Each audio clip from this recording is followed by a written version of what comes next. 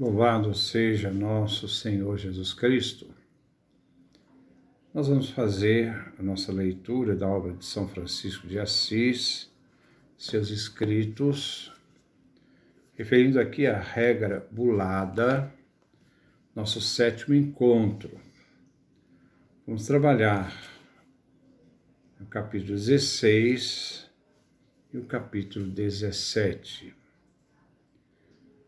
Capítulo 16, daqueles que vão aos muçulmanos, sarracenos e outros infiéis.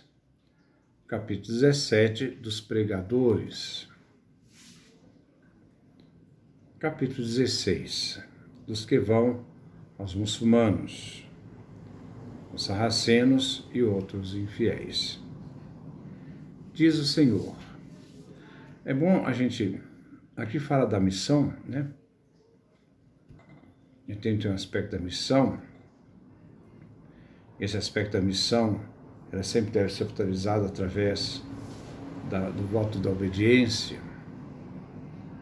Não é só ir, né? Tem que ir com consentimento do superior. Tudo se faz com consentimento do superior. Nós vamos ver que toda essa regra era articulada em 3 momentos: pobreza, castidade e obediência. E toda ela é perpassada da Sagrada Escritura como fundamento para a regra franciscana.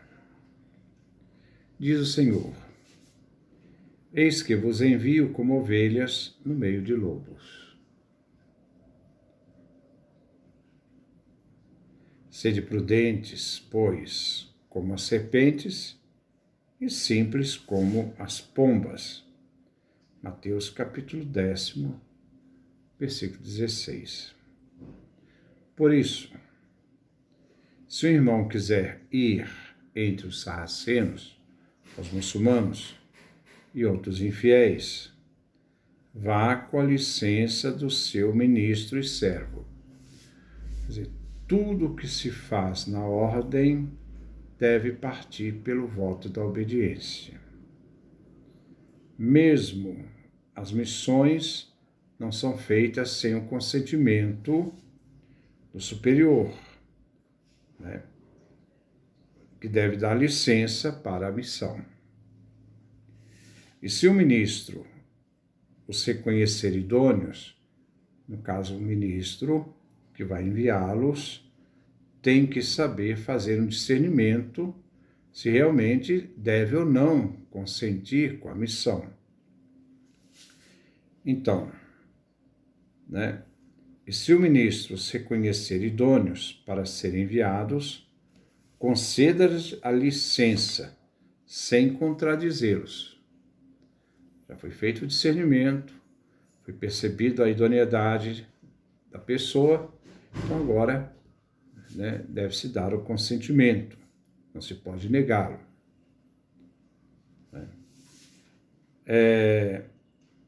Pois terá de dar contas ao Senhor.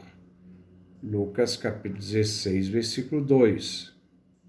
Se nisso ou em outras coisas procedesse a devida discrição. Quer dizer, ele seria responsável diante de Deus de ter impedido uma coisa boa. Os irmãos que vão em missão, porém, podem viver espiritualmente entre eles, entre os sarracenos, os muçulmanos, de 2 modos. Então, como aqueles que vão em missão devem viver? Então, 2 modos na regra bulada é colocada. Primeiro modo, não entrem em litígios nem em contendas, em brigas, mas sejam súditos de toda a humana criatura, por causa de Deus. 1 Pedro capítulo 2, versículo 13. E confessem serem cristãos. Viver no meio deles, não criar contenda, ser um testemunho no meio deles, viver a fé, mas nunca negar a profissão de fé. então confessarem: somos cristãos. Né? Não é para criar briga, litígios, quando está entre eles. Não é uma briga de religião, não. É o testemunho cristão que converte. O outro modo então são dois modos, agora o segundo. Quando virem agradar ao Senhor, anuncie a palavra de Deus. Então, ele agora, nesse segundo momento, fala, né, quando aquelas pessoas vierem estar em contato com os cristãos, né, se deve então anunciar a palavra de Deus, e o conteúdo é que creiam em Deus onipotente, Pai, Filho e Espírito Santo. Mateus capítulo 28, versículo 19. Esse Deus, que é criador de todas as coisas, no Filho Redentor e Salvador, que sejam batizados e se façam cristãos, porquanto quem não renascer da água e do Espírito Santo não pode entrar no reino de Deus. João capítulo 3, versículo 5. Ora, então, se a pessoa buscar o conhecimento, deve lhe dar o conteúdo da fé, fazer com que a pessoa, então, seja batizada e se torne cristã. Estas e outras coisas agradáveis ao Senhor podem dizer a eles e a outros, pois diz o Senhor no Evangelho: todo aquele que me confessar diante dos homens, também eu confessarei diante do meu Pai que está nos céus. E quem se envergonhar de mim e de minhas palavras, dele também se envergonhará o Filho do Homem, quando vier na sua majestade, na majestade do Pai e dos anjos. Como nós encontramos em Lucas capítulo 9, versículo 26. Todos os irmãos, né, é uma coisa que nós devemos ver, que jamais o cristão deve perder a sua identidade. Sou cristão. Diante daqueles ambientes adversos, que não é só diante dos muçulmanos, mas de outros infiéis, aqueles que não têm fé. Eles também não professam a mesma fé. Nós vivemos hoje num mundo de indiferentismo religioso, mas isso não pode querer dizer que eu vou me envergonhar da minha fé. Não, sou cristão neste mundo. Convivo com os outros, contribuo com os outros, não entro em litígio, mas se a pessoa quer conhecer aquilo que acredito, eu vou apresentá-la e encaminhá-la, né, para a fé. Né? Todos os irmãos, onde quer que estejam, recordem-se que, se doarem e entregarem seus corpos ao Senhor Jesus Cristo, é um bem. E por seu amor, devem expor-se aos inimigos, que fala do martírio. Visíveis e invisíveis. Visíveis são os adversários humanos, invisíveis são os adversários espirituais. Pois diz o Senhor: quem perder sua alma por causa de mim, salvá-la-á para a vida eterna. Como nós vemos em Lucas 9, 24. Felizes os que padecem perseguição por causa da justiça, porque deles é o reino dos céus. Mateus capítulo 5, versículo 10. Se me perseguirem, também a vós hão de perseguir. João capítulo 15, versículo 20. Se vos perseguirem numa cidade, fugi para outra. Como nós vemos, Mateus capítulo 10, versículo 23. Felizes sois, é uma referência, Mateus capítulo 5, versículo 11, da bem-aventurança. Quando os homens vos odiarem e vos maldisserem, vos perseguirem e vos dispersarem, vos censurarem, rejeitarem o vosso nome como maldito. Lucas capítulo 6, versículo 22. E quando mentindo por causa de mim, disserem todo mal contra vós. Mateus capítulo 5, versículo 11. Alegrai-vos naquele dia e exultai, porque grande é a vossa recompensa nos céus. Mateus capítulo 5, versículo 12. E eu vos digo, amigos meus, não vos atemorizeis diante deles. E não temais os que matam o corpo, como nós encontramos Mateus capítulo 10, versículo 28. Porquanto, depois disso, não tem mais nada que possam fazer. Vede, não vos perturbeis. Então, essa confiança, Mateus capítulo 24, versículo 6. Pois, na vossa paciência, possuireis as vossas almas. Também encontramos em Lucas capítulo 21, versículo 19. E quem perseverar até o fim, este será salvo. Mateus capítulo 10, versículo 22, e capítulo 24, versículo 13. De São Mateus. Então, aqui vem o martírio. Não se deve, em nenhum momento, deixar de apresentar-se como cristão. Sou cristão. Não litigar, não criar atrito. Se a pessoa quer conhecer a fé, apresentar a fé, mostrar aquilo que se crê, assim que ela, então, se dispor, seja batizada. Mas, acima de tudo, não é qualquer um que deve ir aos sarracenos, aos muçulmanos e outros infiéis. Eles devem primeiro passar pelo crivo do superior, que é responsável, e ele também é que vai ver a idoneidade daqueles que pedem a missão. Se por acaso eles entram dentro do critério de discernimento, então jamais se pode negá-los a esta missão. Dos pregadores. Nenhum irmão pregue nem contra a forma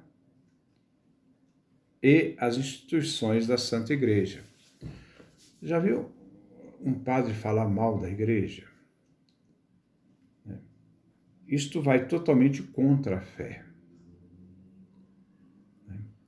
Tem gente que se arvora no direito de julgar os outros, a atitude dos outros, sendo que ele é sem misericórdia, não faz bem a ninguém, fica preso às vezes a determinadas doutrinas, acirrados a estruturas, e ao mesmo tempo é incapaz de se mover, de se compadecer com o sofrimento do outro. É um cristianismo formal, mas nenhum irmão, no caso franciscano, que é pregador, deve pregar contra a forma e as instituições da Santa Igreja. Jamais falar mal, ir contra a Igreja. E nem sem a permissão do seu ministro. Aquele que é pregador só pode pregar se for consentido a ele pregar. É como Santo Antônio, que pediu a permissão para dar aula de teologia aos franciscanos. São Francisco consentiu, mas com a condição que não lhes tirasse a fé. E é muito interessante que a teologia ela deve ser feita de joelhos, ela deve conduzir à oração. Ela parte da necessidade, desejo de conhecer a fé, se aprofundar para amar, e então sempre ela é feita de joelhos. A teologia é uma oração. Ela deve estar sempre de joelhos. Jamais pregar contra a igreja, as instituições da igreja.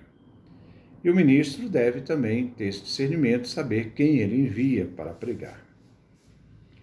Agora fala aos ministros sobre a forma de discernimento. E o ministro acautele-se de concedê-la indiscretamente a alguém. Então não é qualquer um que pode pregar. Até para pregar tem que ter autorização. do ministro superior.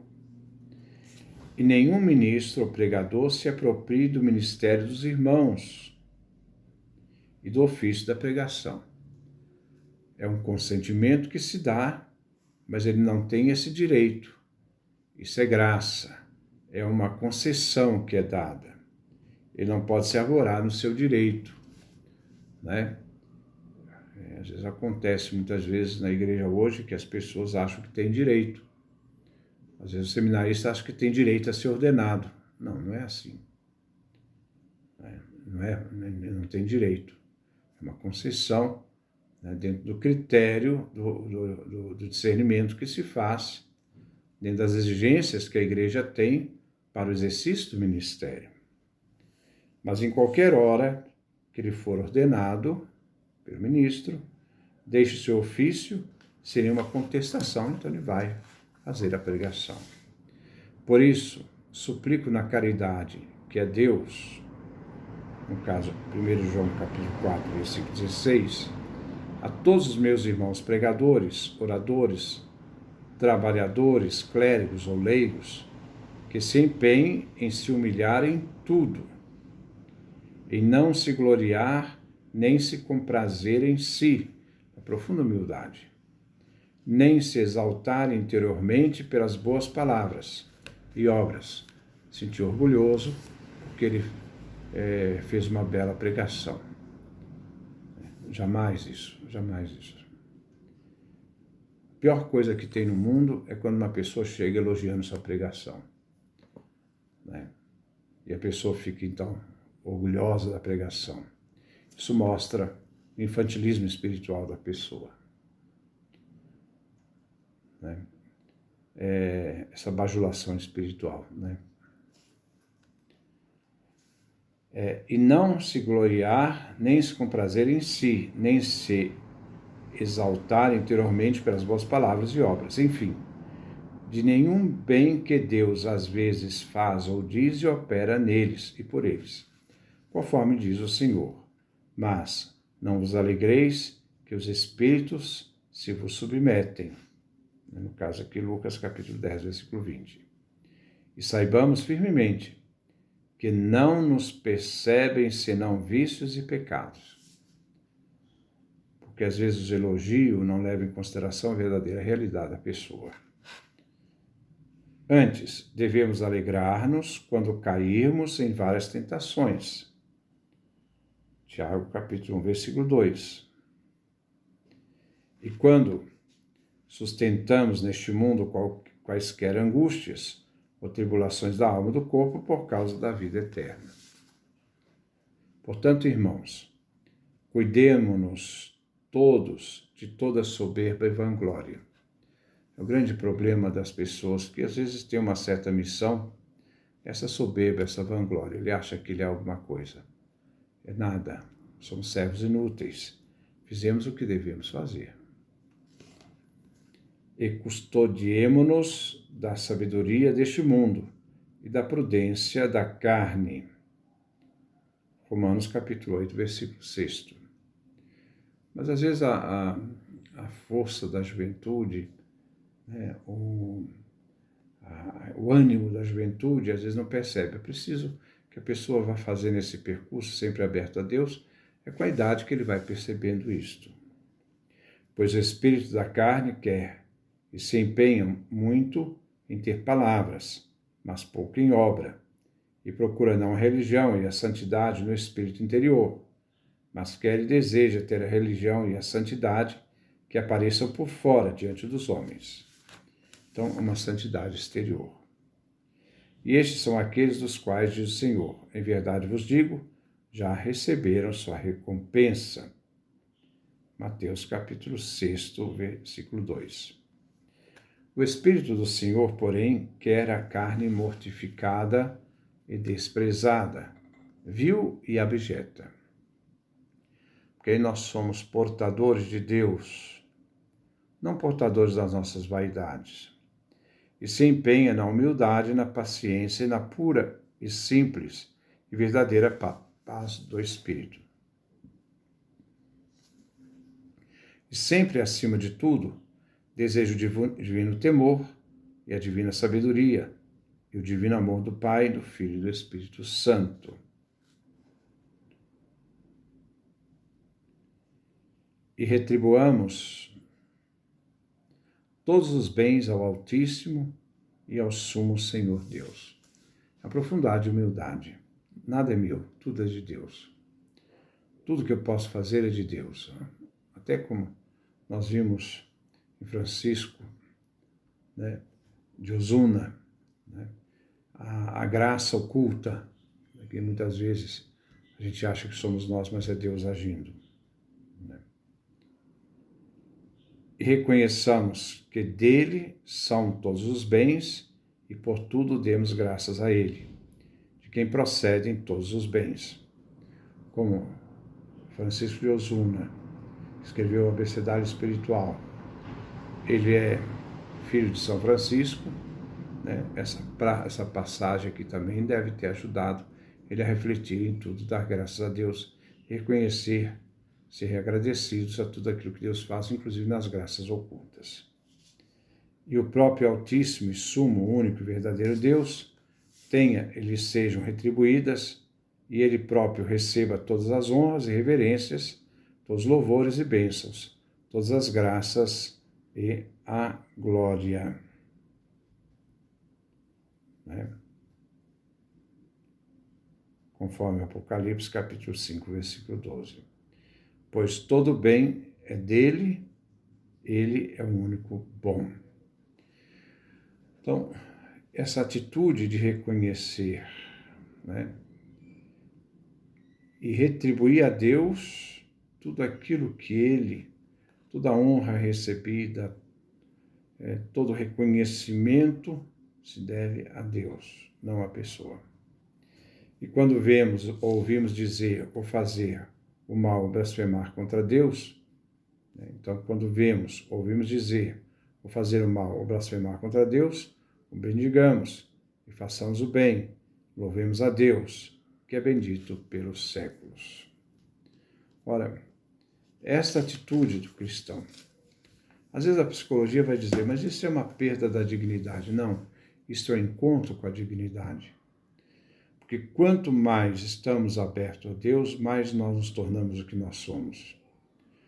Porque se somos obras de Deus, é abrindo a Deus que nós manifestamos aquilo que somos.